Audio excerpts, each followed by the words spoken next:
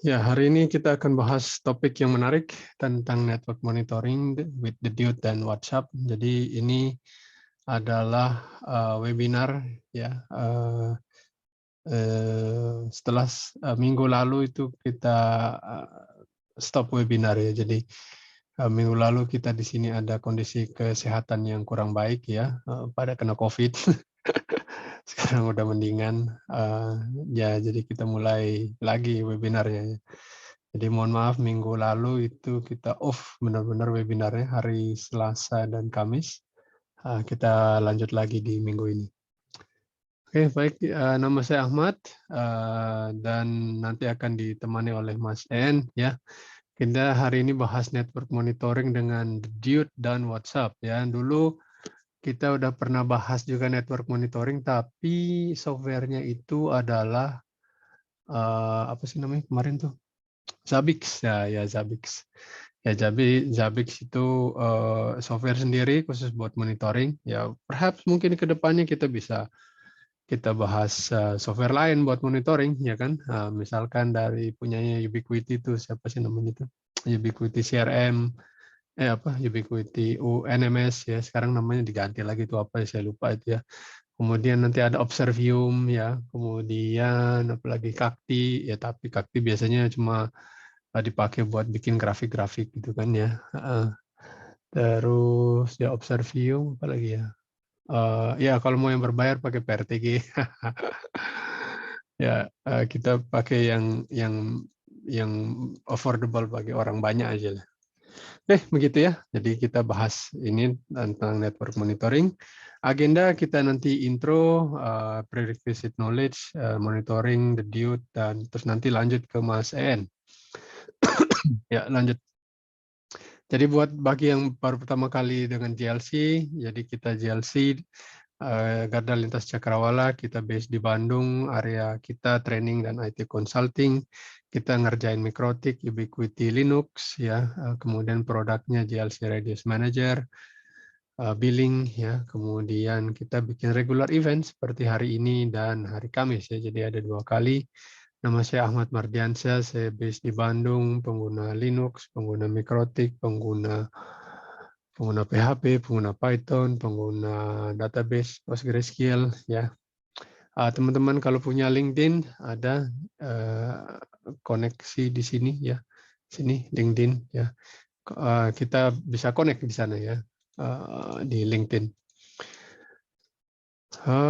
Terus ya pas experience ya kita ngerjain beberapa project ya ada di Indonesia, ada di luar ya kebanyakan sih terkait dengan network ya, network upgrade, network integration, ya kebanyakan itu terus kemudian integrasi dengan radius dan seterusnya. Tentang webinar kita mulai webinar dari tahun 2010. Ya, dan teman-teman sangat-sangat dianjurkan untuk berbagi di sini ya. Jadi ini bukan masalah expert apa enggak, cuman sharing pengalaman aja gitu kan. Dibayar nggak? Ya saat ini enggak gitu. Kita belum ada dana. Mungkin nanti ada saweran ya, silakan boleh. Bagi yang merasa webinar ini bagus ya, silakan buka saweran ya. Nah, ini saya belum buka saweria itu ya, harusnya kita buat ya. Nanti bagi yang menyumbang presenter akan dapat juga. Oke, begitu tadi tentang webinar. Tentang teman-teman ya silahkan perkenalkan diri Anda di sini. Di sini ada berapa orang ini ya? 22. Wow. Ya. Bagus ya 22. Ya biasanya 20. Ya, untuk topik yang menarik biasanya banyak gitu, 22 itu bagus ya, banyak lumayan antusias ya. Dan ya silakan perkenalkan diri Anda, paling tidak Anda dari mana gitu ya, silakan perkenalkan diri di sini. Prerequisite ya paling tidak Anda udah ngerti komputer network, Microtik Router OS ya. Saya akan membahas terkait dengan prerequisite knowledge dari sisi saya dulu. Ya, jadi kita udah tahu ada LC layer dan protokol di dalamnya. Kemudian nanti ada proses enkapsulasi, kemudian ditambahkan header. Jadi nanti kita ada kita bisa summary bahwa encapsulation proses itu apa namanya, makan banyak, data ya kan gitu ya. Kita cuma kirim hello, tetapi yang beneran dikirim oleh komputer kita itu panjang gitu kan ya, itu cara kita komunikasi ya. Kemudian untuk, network management sendiri ya, kita tahu bahwa, network management biasanya ya, ini dari kalau FCAPS itu dari ITUT ya, I ITUT. ITUT itu, lembaga internasional khusus buat, apa namanya, khusus untuk apa sih, telekomunikasi ya. Jadi dia kasih tahu bahwa, oh kalau Anda bikin telekomunikasi, ini, salah satu aspek yang perlu Anda, pakai gitu ya, fault management, configuration management, accounting, performance, security ya. Nanti kita akan coba bahas, detail sedikit ya. Tapi ini, oke FCAPS ya, terus nanti barangnya bagaimana? Nah itu gunanya dari software ya kan gitu ya. Yang jelas, si ITT bilang, "Oh kalau mau, manage network itu hal-hal berikut nih perlu di-manage ya," kan gitu. Mungkin nanti kita akan bahas. Nah, nanti fault management ya, berarti ada fault monitoring, fault database, fault analysis ya. Paling tidak di aplikasi kita itu nanti akan kelihatan tuh, apa, user mana yang connect, user mana yang enggak gitu kan, apa saja fault yang terjadi ya kan gitu, itu harus dicatat deh. Jadi nanti dengan adanya catatan itu kita bisa buat apa namanya, mmm, apa namanya, analisis, pola ya kan gitu ya, kayak kayak machine learning ya, machine learning kan juga nyari pola ya kan. Fault management juga gitu, kok misalkan kelihatan ini hari Sabtu kok, apa, si link ini tuh mesti putus gitu kan ya, ini ada apa gitu kan, hari Sabtu tuh ada apa gitu. Seperti itu ya. Kalau kita nggak punya database, ya macam mana kita mau analisisnya nggak.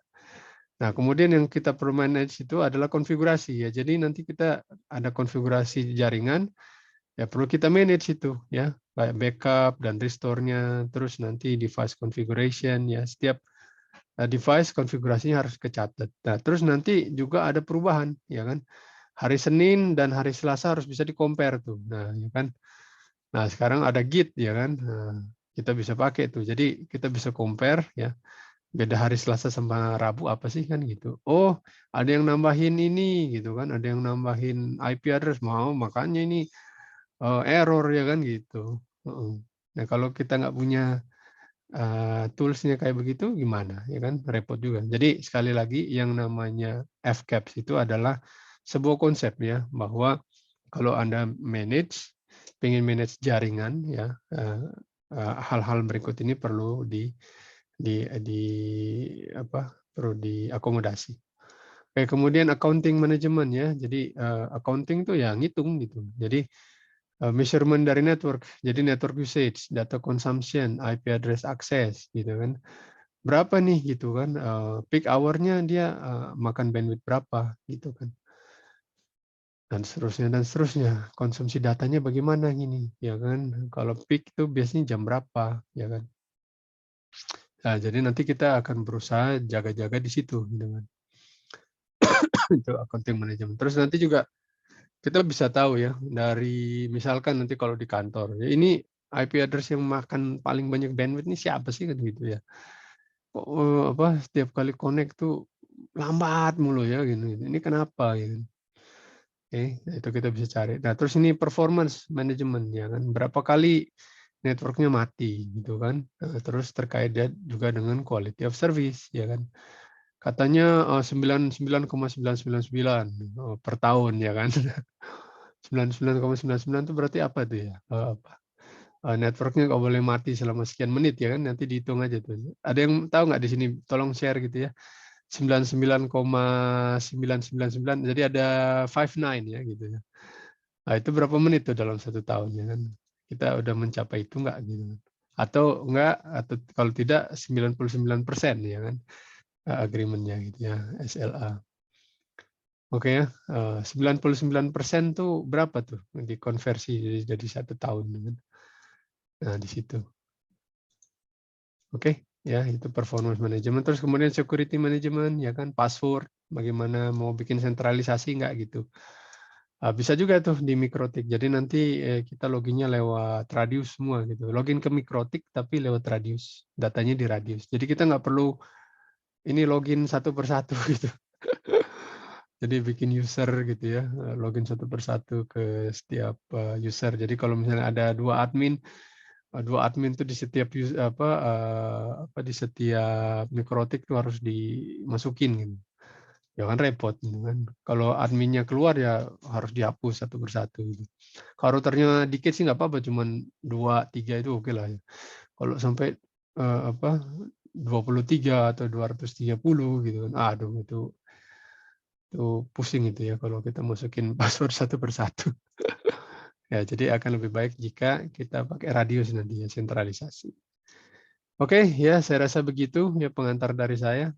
Untuk live practice dan pertanyaan lebih lanjut nanti langsung ke ini ya, presentasinya Mas En. Ya, bagi teman-teman yang interest tertarik, kita bisa join ke training kita ya. Ada di Bandung dan juga jadwalnya juga ada di jadwalnya ada di website ya. Ke depan mungkin kita akan bikin workshop online ya. Detailnya nanti akan menyusul gitu ya. Oke, ini terakhir slide dari saya ya. Bagi teman-teman yang mau lihat ya saya akan share di sini di chat. Oke, untuk feedback ya silakan tulis feedback di sini.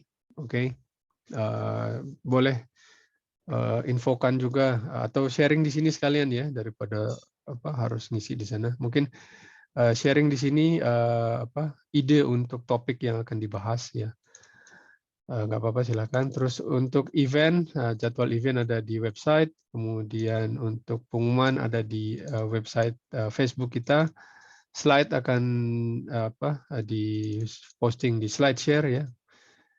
Nggak tahu, mungkin kalau teman-teman boleh usul ya selain SlideShare yang lebih bagus ya silahkan gitu ya. Tapi setahu kita SlideShare ya gitu ya.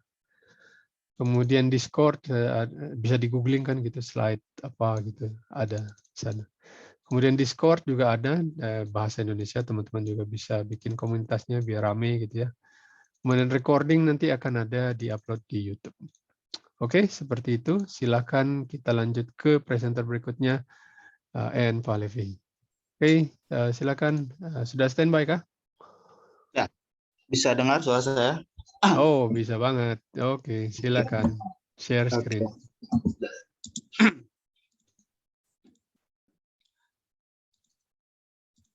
Oke, Assalamualaikum warahmatullahi wabarakatuh. Terima kasih Pak Ahmad Mardiansyah sudah memberikan intronya tadi ya.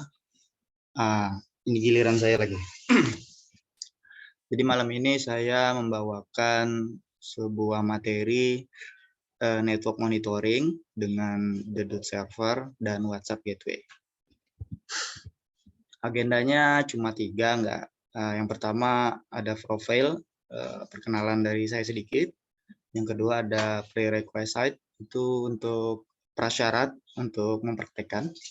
Yang ketiga ada tutorial sedikit, jadi nggak terlalu banyak sih tutorialnya.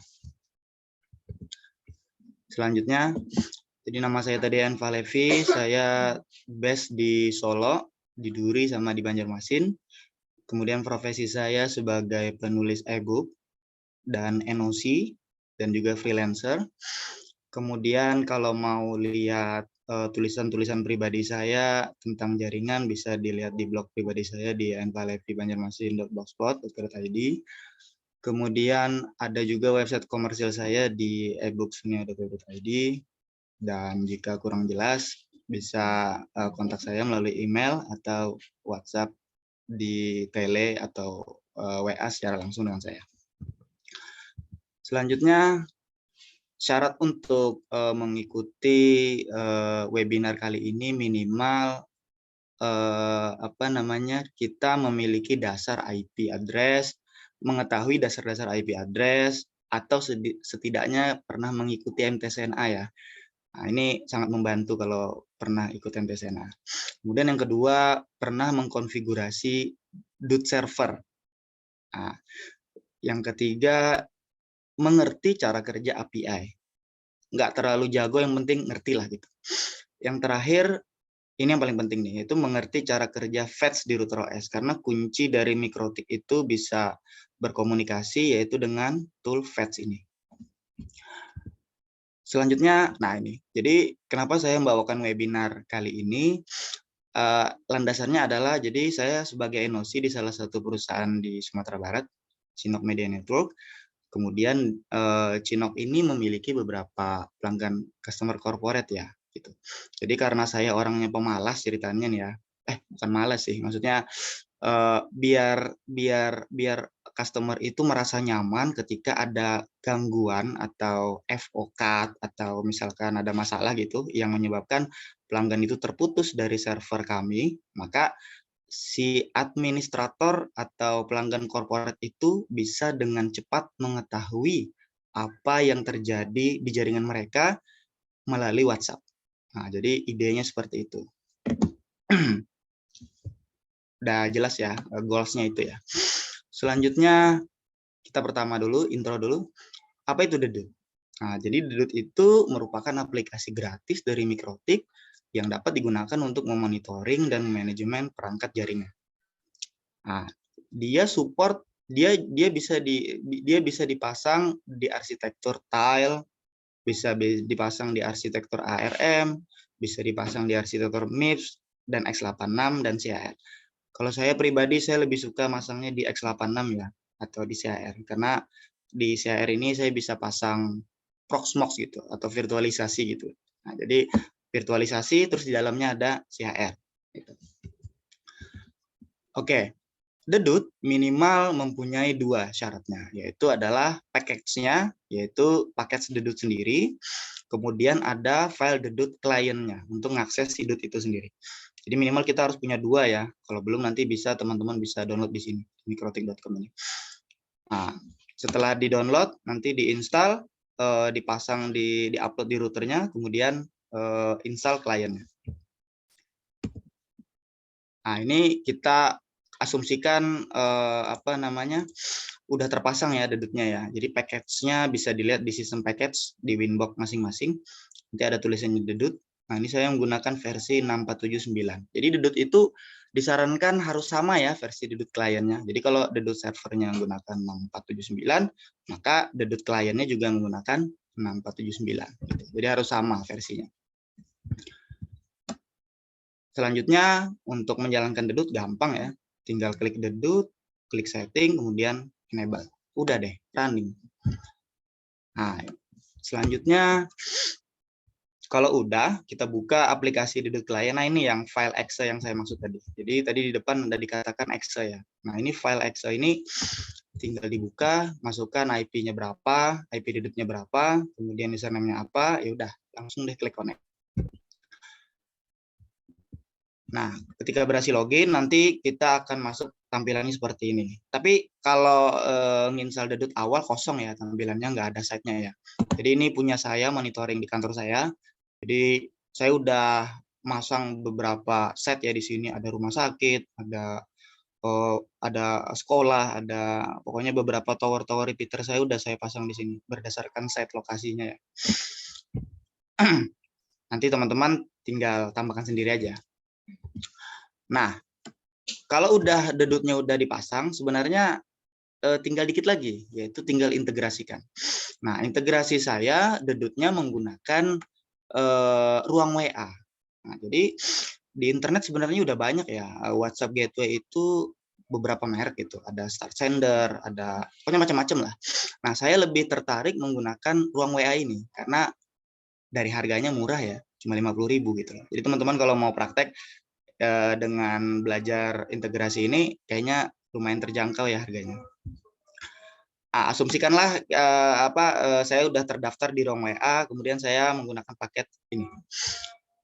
Nah, selanjutnya ketika sudah saya login di dalam ruang WA, nanti saya tinggal menambahkan device. Nah, device tersebut nanti di dalam kita koneksikan ke dalam handphone yang kita ingin pakai. Gitu. Jadi misalkan saya punya handphone khusus WA gitu, nanti saya koneksikan dengan ruang WA. Caranya gampang ya, tinggal tambah device, Habis itu nanti jangan lupa saldonya wajib dulu ada.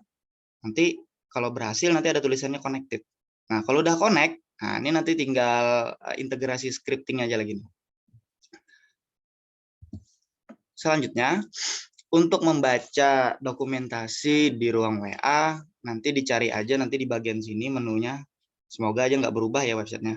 Jadi nanti tinggal diklik buka API dokumen ini, maka nanti kita akan diarahkan ke link ini.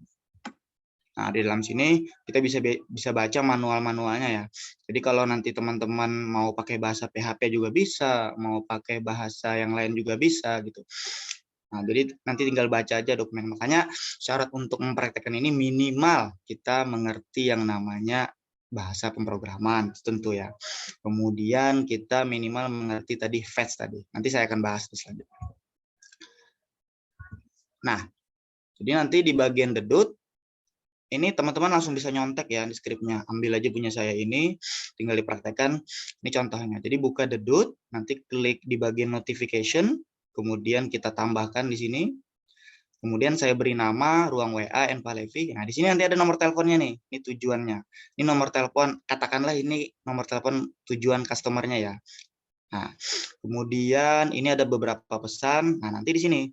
Nanti jika dia mati atau up atau down, maka dia akan mengirim ke ruang WA tersebut itu. Jadi gateway-nya di ruang WA tadi. Ini scripting-nya. Jadi nanti dia menggunakan fetch untuk mensubmit apakah statusnya up atau down. Kira-kira seperti itu. Selanjutnya, misalnya saya pengen membuat monitoring device bernama Bang Tony ya. Jadi customer saya ada namanya Bang Tony dari Madiun. Saya pengen monitoring nih, kalau nanti dia mati, kalau dia statusnya merah, dia akan ngirim ke WhatsApp saya. Jadi kalau dia hidup, dia ngirim lagi ke WhatsApp saya. Jadi saya bisa tahu dan si Mas Tony-nya juga tahu juga.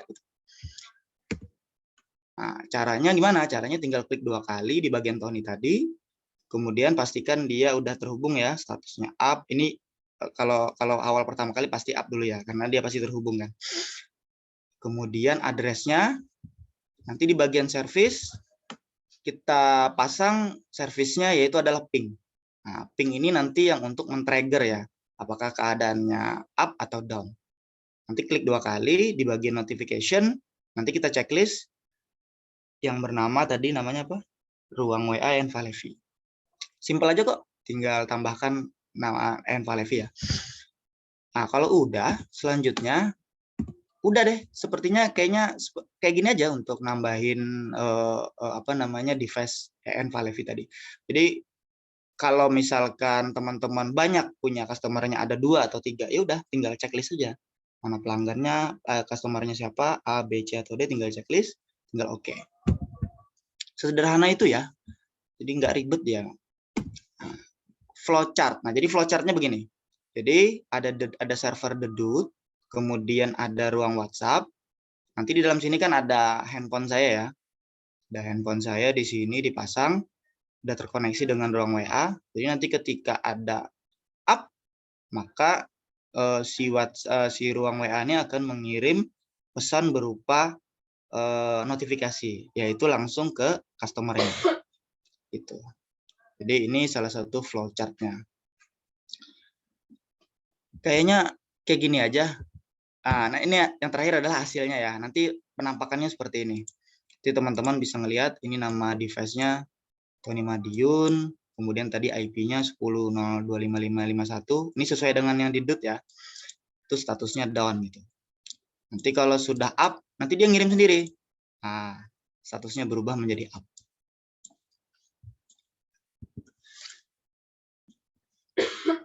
Kira-kira seperti itu saja kayaknya yang bisa disampaikan. Kira-kira saya kembalikan ya ke Mas Mas Ahmad. Oh ya, oke, sip, bagus banget ya. Jadi sistemnya ini ya kalau dilihat ya sederhana ya. Jadi kalau dulu kita itu pakainya ini apa namanya net apa sih untuk monitoring yang netmon ya. Aduh, itu di tools apa sih namanya, net Apa sih saya lupa ditulis itu. Tadi saya buka pinbox dulu. Ada tuh yang buat dia ngeping tiap tiap itu tuh, apa sih namanya? Tools, aduh Netwatch ya? lupa. Netwatch. AdWords. Netwatch, ya Oh. ya ya. Biasanya dulu kita pakai Netwatch, ya kan. Jadi, apa namanya, di router itu, script Netwatch-nya banyak banget gitu kan, buat ngecek ini, ngecek itu, ngecek ini, ngecek itu, dan itu kita kirimnya ke Telegram, ya, Mm, supaya ini nggak bayar ya kan. Nah, cuma kan Telegram sekarang dikit yang pakai itu ya, gitu kan. betul, Nah, Mas. jadi kalau ke WA itu nggak ada dia API yang kebuka kayak di Telegram itu, ya kan. Terus kalau kita mau subscribe ke Telegram jadi sorry, ke WhatsApp dan WhatsApp bisnis itu kan, kita harus company dan setiap kali ngirim tuh minimum 15.000 gitu kan, SMS dalam 1 bulan. Aja gile gitu kan, 15.000. Iya, nggak bisa gitu. Akhirnya ternyata ada yang ini, apa, pihak ketiga. Cuma kalau pihak ketiga itu kan ini, apa, sebenarnya dia ada dari, apa, beberapa pihak ketiga tuh yang tidak resmi dari WhatsApp kan gitu ya. Eee jadi ya ini, apa namanya, kelihatan sih teknologi di sisi dia itu, apa, itu harus scan ini nggak, scan-nya dia nggak,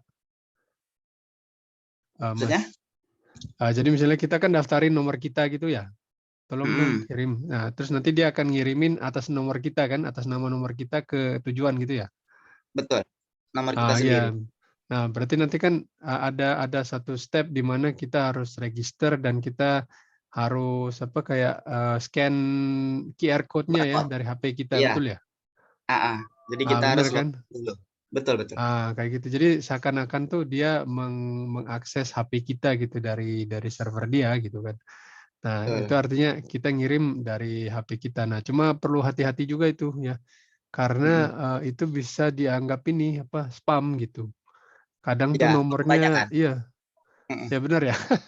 Betul. Kalau kebanyakan pesannya, saya pernah ngetes itu ngebom SMS sampai berapa ya? Iseng sih sebenarnya. Bukan SMS Jadi ya, WhatsApp langsung itu ya? terblokir. Langsung Iya benar, terblokir. Tapi nanti bisa dibuka lagi gitu. Jadi kayak lapor dulu, nanti disuruh logout, nanti bisa lagi dibuka. Tapi ada juga yang nggak. Iya. Ya ya, cuma ya maksud saya mungkin bagi teman-teman yang mau coba gitu ya, ya perlu hati-hati Mm, aja gitu kan ya. Jangan ngirim terlalu banyak gitu. Biasanya kita ini, kalau kita ya, itu kita taruhnya di pool dulu. mm, Jadi kita taruhnya di database ya. Ya ini memang jadi repot lagi sih. Jadi kita Iya. naruhnya di database, jadi di pool gitu ya.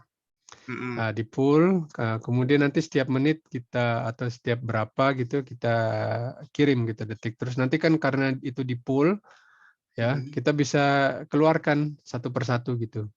Jadi pokoknya kita kasih jatah, misalkan 1 jam itu nggak boleh lebih dari misalkan 500 message gitu. Kan kalau kayak begini nggak bisa kan ya. Kalau ada error kan kirim aja gitu. Jadi nggak di pool gitu. Ya, Mungkin itu juga bisa jadi salah satu. Kenapa? kalau di versi webnya sendiri kan ada 2 versi dia. Jadi yang saya Ah, pakai ini kan versi API-nya lah gitu. Nah, ya ya kalau ya. yang di webnya itu ada fiturnya untuk ngirim SMS per periodik. Jadi per berapa sekali gitu ada. Tapi aplikasinya punya dia sendiri gitu. Oh ya ya. Enggak, maksud Ah. saya tuh ini setiap kali ngirim itu di pool dulu. Jadi Oh, belum nanti harusnya. dari Dedude misalkan itu ya atau apa, dia Hmm. masuk ke ini, masuk ke database dulu di MySQL dulu. Oh, Nah, iya. nanti Jadi di kita yang olah ya. database-nya itu kan nanti dia masuk ke ini tabel, misalkan tabel antrian WhatsApp gitu kan, tabel antrian Hmm. WhatsApp. Jadi nanti dari setiap apa, setiap mana-mana tuh nanti ngirimnya ke situ gitu, masuk ke pool dulu. Hmm. Nah, Hmm. nanti Hmm. dari situ kita bikin script gitu, pakai PHP atau Bash atau Python untuk ngirim ke ruang WA-nya gitu. Ya, ya, Jadi ya. dari Dudut atau dari perangkat tuh nggak langsung ngirim ke ruang WA, ngirimnya Hmm. ke pool dulu gitu. Jadi kayak gimana? Oh ini nggak, annotate-nya nggak bisa. Ya ya nggak apa-apa lah ya. Jadi mungkin kebayang kali ya. Heeh. Kayak. Gitulah, heeh. Jadi, dari perangkat-perangkat dikumpulin dulu ke pool gitu ya, ke antrian dulu. Nah, nanti dari antrian itu baru dikeluarin satu persatu dengan script periodik itu gitu. Pakai ya bisa pakai Python atau pakai Bash itu atau pakai cron ya kan. Dan kita bisa tuh pakai cron gitu. Oke, begitu ya kira-kira. Oh, ini ada yang tanya ini, kalau deteksi latency naik bisa juga nggak? Gitu. Nah, itu iya ya. Jadi ini paling ya kalau latency. Jadi biasanya latensinya 100 milisecond gitu ya. Tiba-tiba kalau misalkan jadi 200 milisecond atau 500 milisecond ada trigger gitu kan. Mm. Nah, itu kurang tahu ya. Bisa nggak ya kalau di Bisa, sini? bisa, Mas. Kalau Bisa di ya? Deduk saya belum nyoba ya, tapi kalau untuk Ah, kantor pribadi saya, karena ah, saya itu di kantor masih pakai metro ke Jakarta ya, dari Padang ya, ke, jadi kadang-kadang latensinya bisa naik sendiri gitu kan. Nah, ya, ya. jadi saya bikinnya nggak di Dedut, tapi di mikrotiknya langsung, di apa namanya, di scriptingnya gitu. Oh, oke, oke. Berarti nanti kita ambil ping, terus nanti kita Mm. ambil parameter itu apa namanya? Latency Ya, gitu ya. count-nya. Iya. Kenapa? Ya, ngambil parameternya dari count-nya. Jadi kalau count-nya latensinya tinggi, jika dia melebihi yang kita tentukan, maka dia akan ngirim gitu. Oh, Tapi kalau enggak ya nggak usah ngirim gitu. oh ya ya, pakai tools, berarti pakai tools ping gitu ya? Tool Eh, ping float, toolsnya? float. Oh, Pakai float. itu. Float. Kan float itu udah Oh, ada oke. value-nya kan. Ya ya ya ya. Oh, oke oke. Ping float. Mm. Berarti dieksekusinya dari CLI kan ya? Dari scripting-nya. Jadi dia Ya akan ya. ngecek pakai per periodik ya. Kalau saya Ya pakai ya. scheduler itu sekitar 15 menit sekali saya setting. Kalau dia Heeh. bukti terdeteksi, maka dia akan ngirim. Cuma saya nggak pakai WA, saya pakai tele aja untuk internal kantor. Oh ya ya ya ya. Oke oke. Nah, berarti kejawab lah ini ya. Siapa nih dari Rian VPN. Nah, terus eh AMAJ jarak per pesan setahu saya 1 menit minimal. Ya oke, ya. Ya bisa. Jadi nanti setiap menit nanti kita akan kirim gitu ya. Heeh. Terus ini siapa nih? Izin live. Ada kerjaan. Oh, oke, silakan. Oh, ada Silakan. kerjaan. Ini ketulisnya kerajaan. Kerjaan ya, silakan. Oke, gitu ya teman-teman. Ya, saya rasa ini apa? Ya trik yang berguna gitu ya. Mungkin next time kita bahas topik yang lain lah gitu ya, Mas. Ada Ya, betul. lagi teman-teman terkait dengan topik atau ini apa? Silahkan usul gitu topik mana yang mau diangkat. Kalau saya dulu ini apa namanya Zabbix ya, Zabbix itu juga ada tuh ya feature. Ya. Jadi nanti ini apa dia bisa ini apa bikin catatan gitu. Jadi konsepnya nambah sama ya kayak di Dedude. Jadi kita nambahkan elemen yang untuk dimonitor kan, yaitu misalkan IP address sekian. Misalkan kalau di situ ada SNMP, SNMP-nya nomor berapa, kita masukin di Zabbix monitoring gitu ya. Nah, terus dia inilah tiap menit gitu, kemudian dia ngecek, ngecek, ngecek, ngecek gitu. Nah, itu kalau misalkan MIB-nya banyak gitu ya, misalnya kita punya PPPoE dengan ribuan user gitu. Oh, itu Zabbix-nya itu load-nya jadi Bengap. tinggi gitu. Oh iya, betul. Ya, kenapa? Karena MIB yang dia tarik sekali dia tarik itu kan banyak banget dan itu harus dimasukin ke database gitu. Iya. Nah, jadi bagi teman-teman yang mau pakai sistem monitoring kayak Zabbix gitu ya, di mana semua data ditaruh ke database, yaitu misalkan MySQL atau Postgres. Nah, itu harus sedia hard disk yang cepat gitu ya. Dan kemudian juga harus ada buffer di memori gitu. Jadi begitu dia tarik itu data dari network elemen taruh di buffer dulu ya berarti nanti ada memori buffer juga di Zabbix itu baru nanti kemudian dia masuk ke database gitu. Hmm. Jadi perlu di setting nanti di situ. Jadi kalau cuma konfigurasi standar aja kurang cukup nanti ya. Itu kalau misalnya pakai Zabbix. Nah, salah satunya kalau kita pakai Zabbix itu dia bisa monitoring latency gitu. Jadi kita bisa Oh. lihat ya, dulu pernah itu. kalau setiap jam 10 pagi itu pasti latensinya naik jadi 1.500. Nah, dulu kita pernah ya monitoring, jadi perangkat kita ada di Papua dan di Sumba. Dan Papuanya itu bukan Papua Jayapura ibu kota gitu, enggak, di pelosok lagi. Dan connect-nya itu pakai VSAT, pakai satelit gitu kan. Oh, itu kan delay-nya gede banget gitu. Nah, kita lihat dari situ ya. Oh, delay-nya itu sampai 1 detik, men, ya kan. Ya namanya juga satelitnya enggak. Iya, Satelit betul. delay cuma di bawah 100 milisecond tuh bukan satelit lah namanya. Ya kan. Ya, jadi kita pakai monitoring pakai Zabbix gitu. Ya, cuma ini apa, kita nggak full lah, paling kita cuma monitoring beberapa aspek aja gitu kan. Karena kalau kita ini apa pakai full ya SNMP habis trafficnya kan, habis bandwidth-nya itu kan. Karena buat monitoring doang kan SNMP ditarik, SNMP tarik, SNMP. Jadi jadi bandwidth kan kalau visa tuh bayarnya per ini, per kuota gitu. Ya. Hmm. Ya, Hmm. jadi saya lihat bayarnya per apa? Oh, ini Pak pakai kuota gitu loh. Terus apa? Ada komitmennya juga gitu. Jadi bulan ini kita udah ngabisin sekian giga gitu. Jadi apa kalau mau Oh. sewa visa tuh modelnya gitu, dia kayak Hmm. voucheran gitu. Kecil. Jadi satu hari pernah tuh kok nggak bisa diakses gini kan? Oh belum bayar itu pulsanya. Ya VSAT gitu ya. Dulu pernah gitu, waktu di mana? Pernah juga di Kalimantan juga gitu.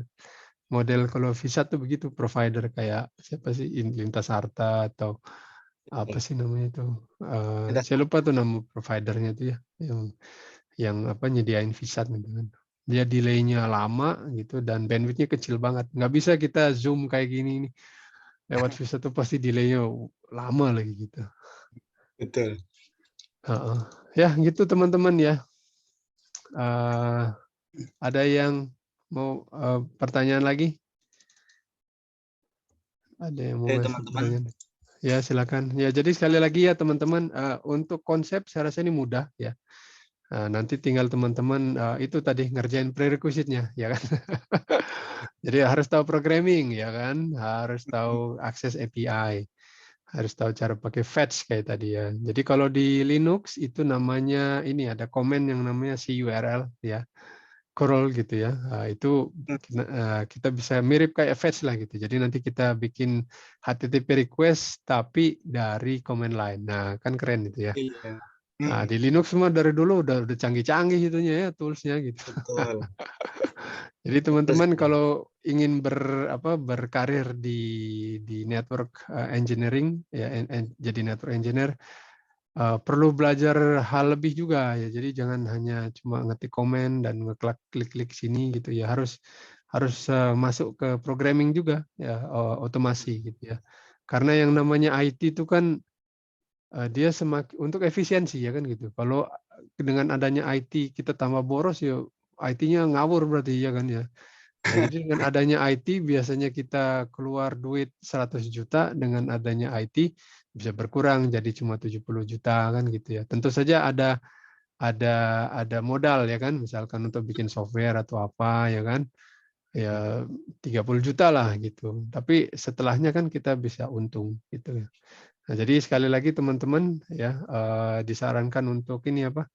Belajar lagi terkait dengan apa terutama untuk programming ya. Jadi ke depan tuh ini udah masuk otomasi begitu. Oke ya. Oh ini ada yang mau tanya lagi. Ada tanya lagi. Kalau Mikrotik support dengan Dedude contoh MIPS BE atau ada aplikasi lainnya. Jadi Dedude dulu ya Pak itu nggak diinstal di router board, nggak. Kita install Dedude tuh di PC. Zaman dulu loh ya. Tahun Betul. 2010-an awal gitulah ya. Ya Awal 2000. awal-awal belum ada. Jadi nanti Dedude itu dipasangnya di X86 gitu ya. Jadi bukan langsung di ini, bukan langsung di Routernya. apa namanya di mikrotiknya enggak. Jadi dulu Dedude ada XC-nya ya. dan itu running di Windows ya, XE. Jadi zaman dulu Dedude itu XE ya, kita install gitu. Itu zaman dulu banget tuh. Nah, terus kan sebel ya, kita harus install Dedude di Windows ya kan, karena kan instalannya cuma XE, ya nggak? Ya. Berarti gua harus install itu dong, beli lisensi Windows, ya kan? Iya. Nyebelin kan? Nah, jadi zaman dulu ya kalau kita install Dedude tahun 2010, 2011, 2013 lah gitu ya. Kita harus, kalau misalnya kita install di Linux ya kita harus install Wine dulu, atau install Wine, nah jadi emulator, nah itu nanti jadi Dedude servernya gitu. Nah, cuma ya itu karena dia emulator gitu ya, kadang-kadang bagus, kadang enggak gitu ya. Ya gitulah, cuman overall oke lah gitu ya. Paling tidak kalau manajemen lihat tuh kan, ya manajemen nggak kagak ngerti teknikal ya, tapi dia kan tahu oh ini hijau, ini merah gitu. Oh merah jelek kan gitu. Itu kenapa Betul. ada merah-merah semua? Oh tenang Pak, ya itu memang lagi kabel lagi putus gitu. Oke gitu ya. Oh ini ada yang tanya lagi ya.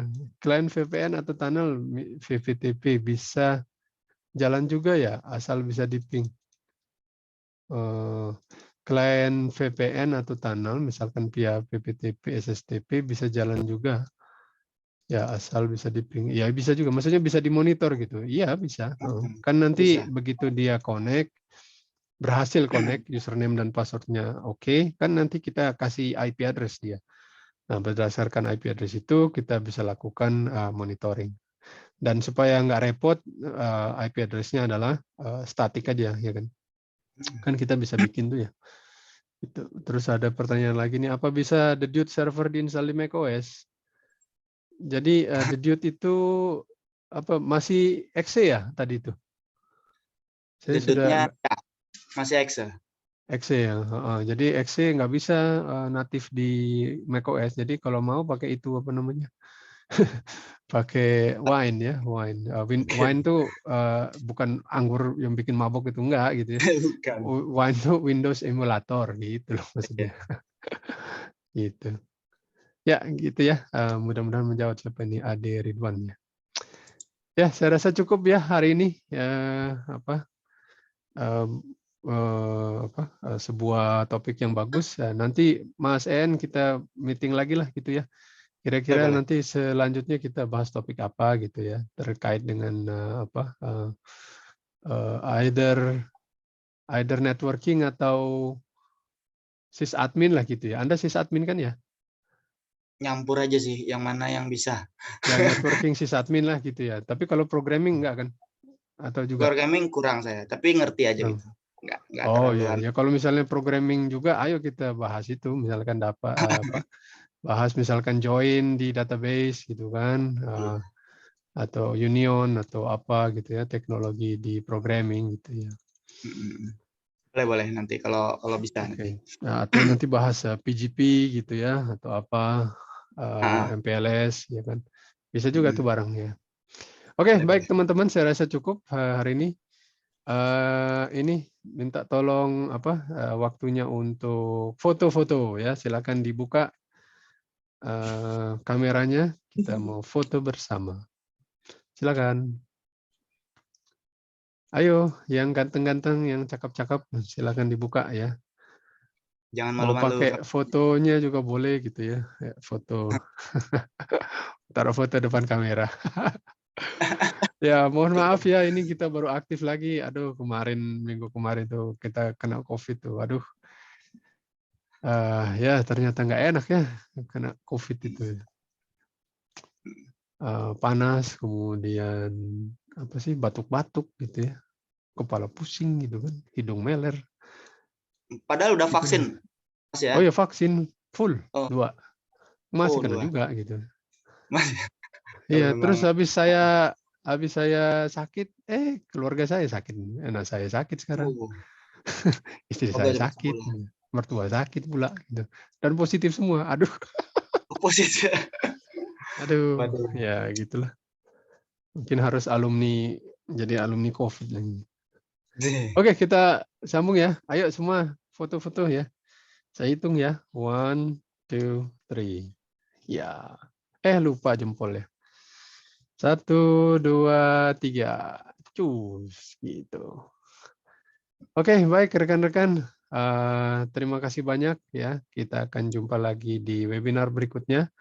Untuk hari Kamis nanti bahasa Inggris, hari Selasa depan bahasa Indonesia ya. Untuk topik akan diberitahukan kemudian.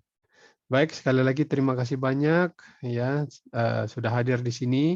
Mudah-mudahan kita bisa ketemu lagi. Amin. Mudah-mudahan teman-teman tetap sehat ya. Ya, karena sakit tuh nggak enak banget. Betul. Ya, begitu aja. Terima kasih sekali lagi. Assalamualaikum dan sampai jumpa. Waalaikumsalam warahmatullahi wabarakatuh.